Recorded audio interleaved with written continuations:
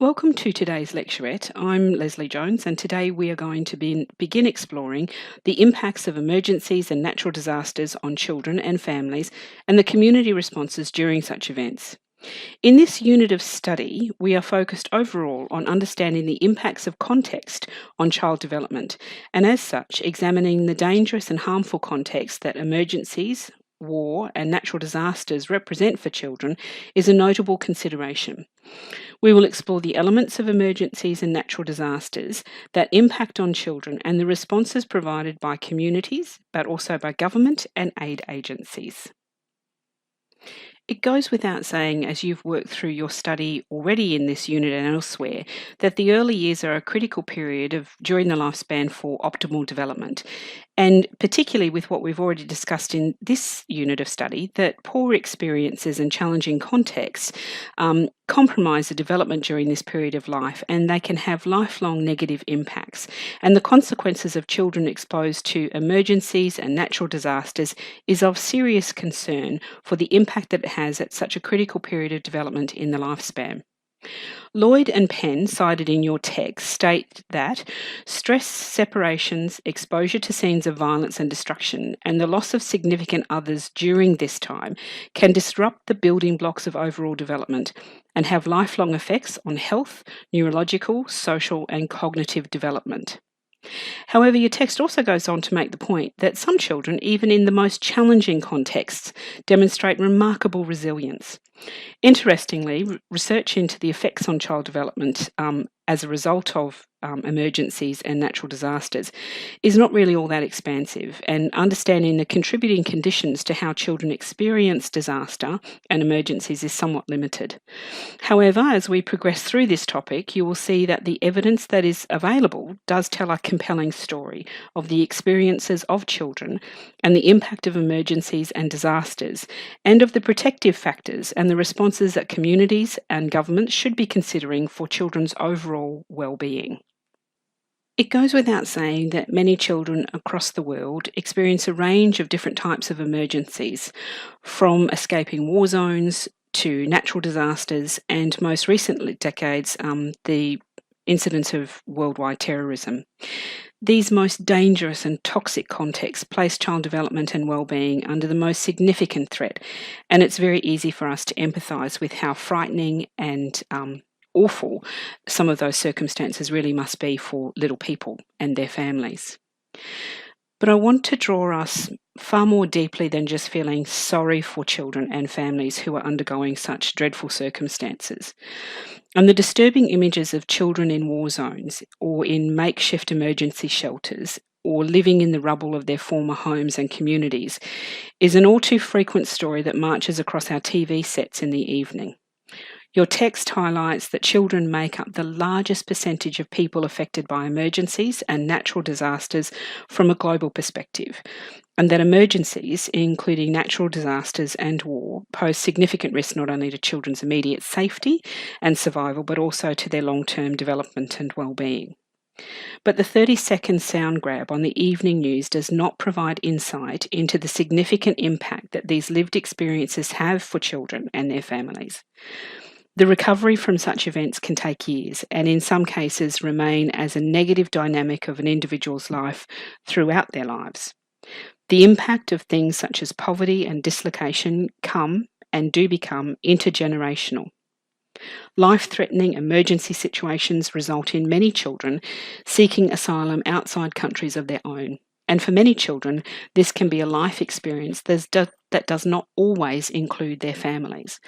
And in the Australian context, of course, our recent decades of public policy of the mandatory detention of asylum seekers, including very young children, has been criticised by many of the international community, and of course by our own Australian child advocates, as adding additional trauma to children who are already at their very most vulnerable.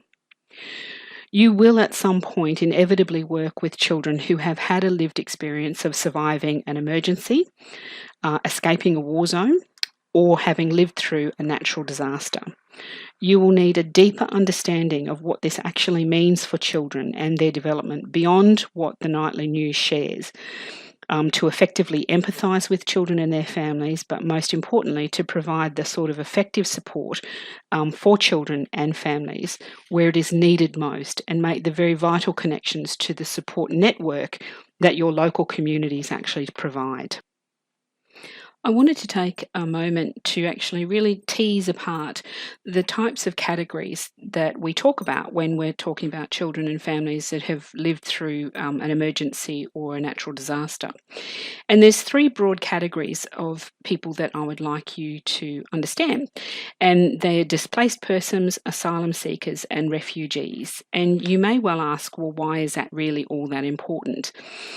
And it is important because they often, as people are categorised into one of these three types of person who's lived through an emergency or a natural disaster, it actually provides in our country and many other developed countries access to resourcing and support, or denial of to those same areas of support and financial assistance and housing assistance and all sorts of different things. They are considered to be discretely different.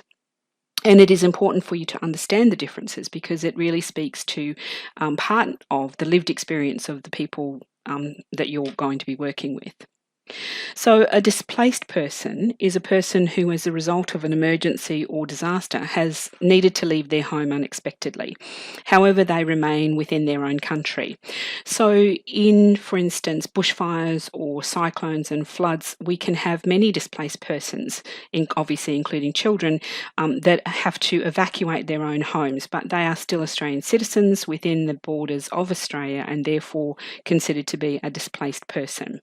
They have access to financial support through disaster funding and, of course, the normal sorts of social welfare provisions that things like Centrelink would give people in their hours of need under such circumstances.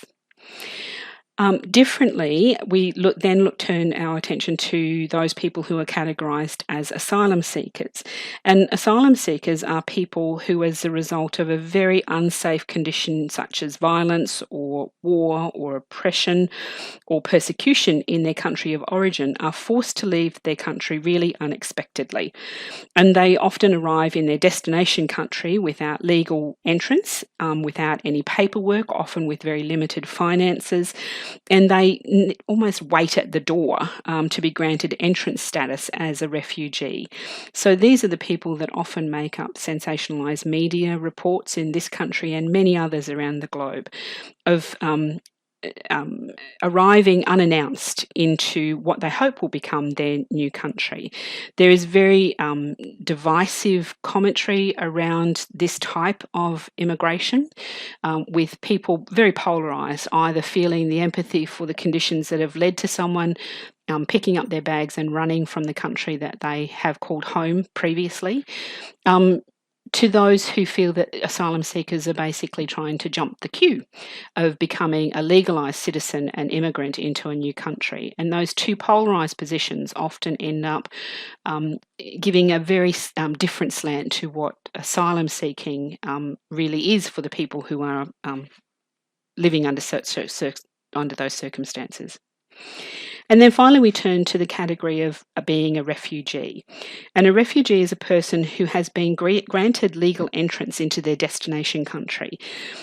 So they've either gone through a process of being assessed and examined as an asylum seeker to be someone fit and proper to enter into a country, or they have been able to produce the necessary documents and have filled out forms and all sorts of other government processes to be granted refugee status. But regardless of how they get it, they are actual legal entrance into their destination country. And the status is granted by reviewing, in part, the unsafe conditions such as war and persecutions and depression. So they're not like migrants. They don't come here as a point of choice. Refugees, to get that status, their home country has to have been particularly unsafe for them to remain. For refugee children, there is also an additional category that governments look at beyond just the type of conditions that the home country actually has, to actually putting a lens across that to see if children in that home country actually are in need of state protection. As an additional consideration. So, for instance, families coming from the subcontinent of Africa.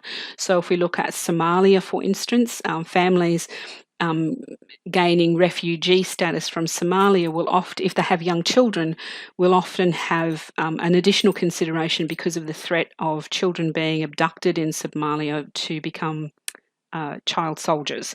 So that's just an additional thing that governments look at in ordering refugee status for young families.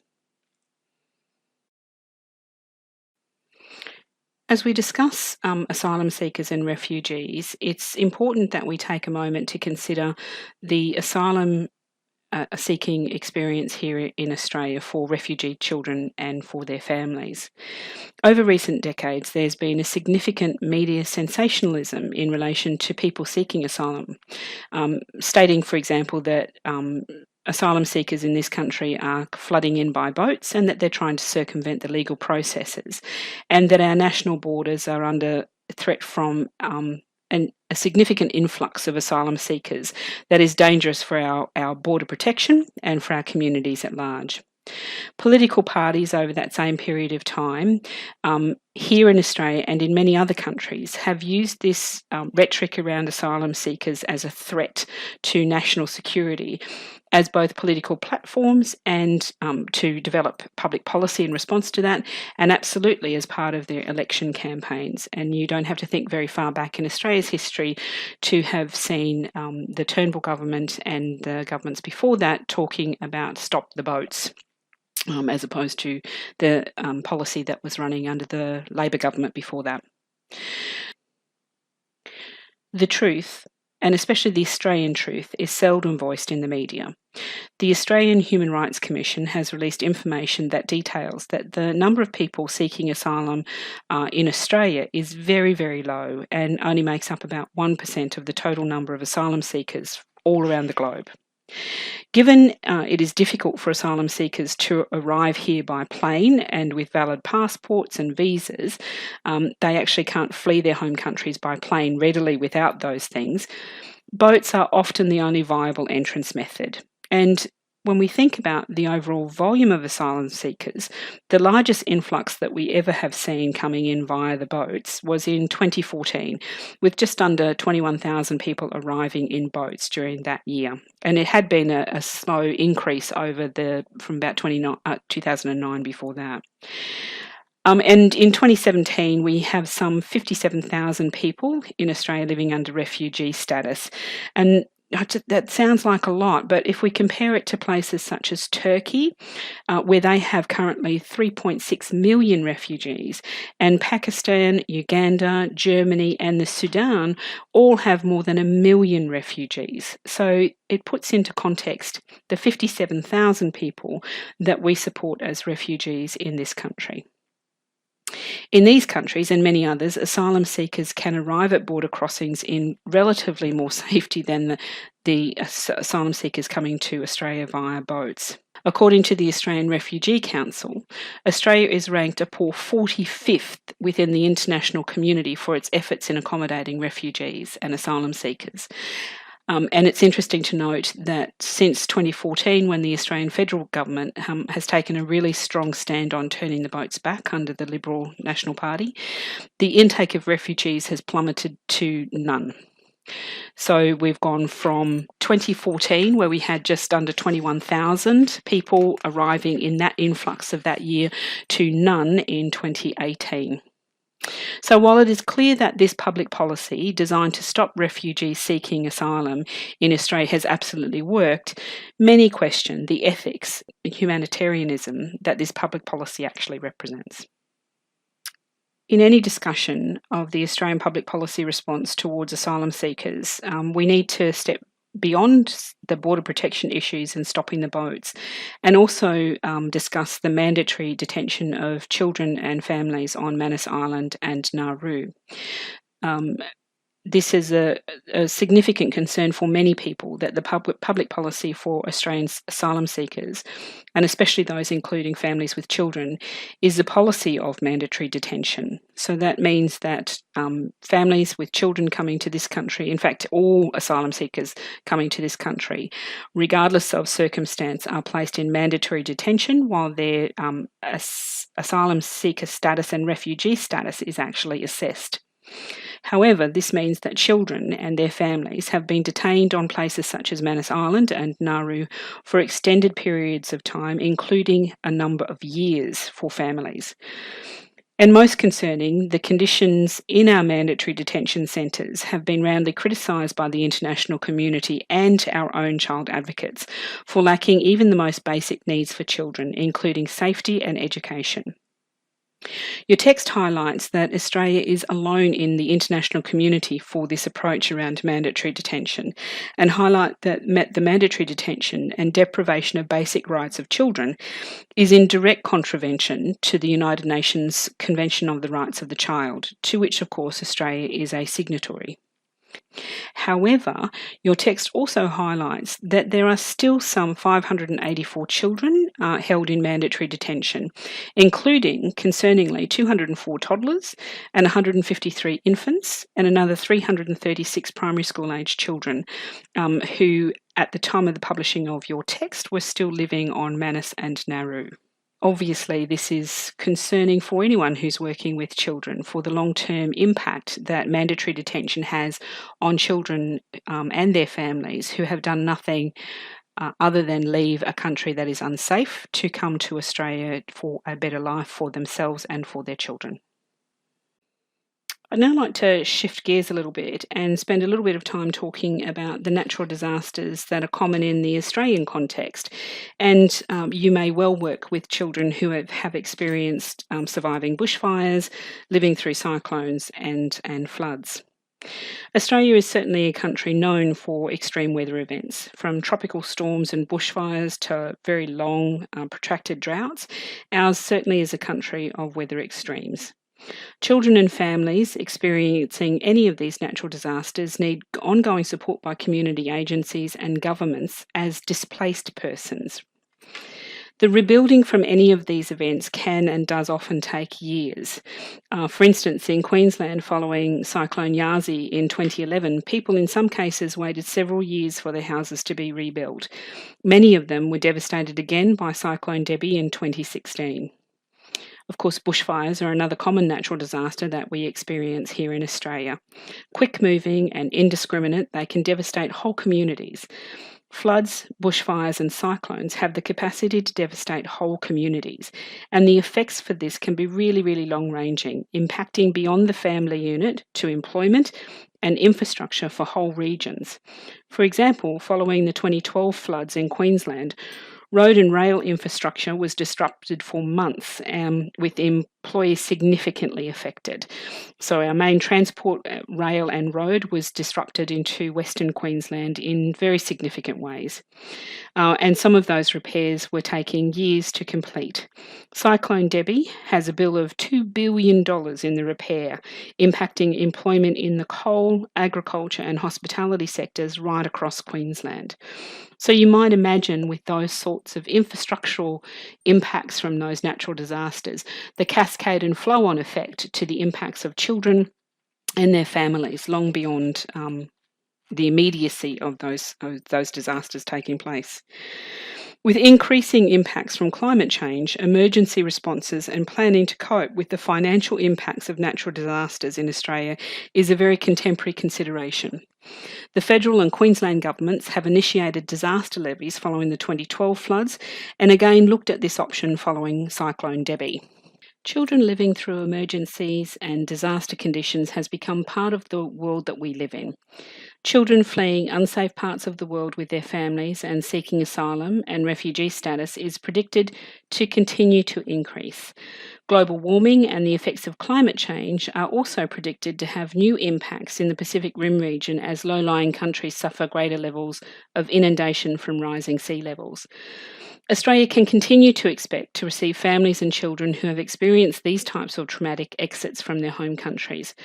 How the Australian governments and local communities respond to supporting children and families through these issues will be critical.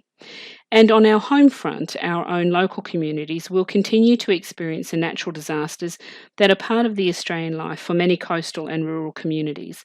With increasing impacts from climate change, emergency responses and planning to cope with the increased volumes of natural disasters needs to include a sharp focus on the children as well as the adults living through these events and of the financial impacts of emergencies and natural disasters.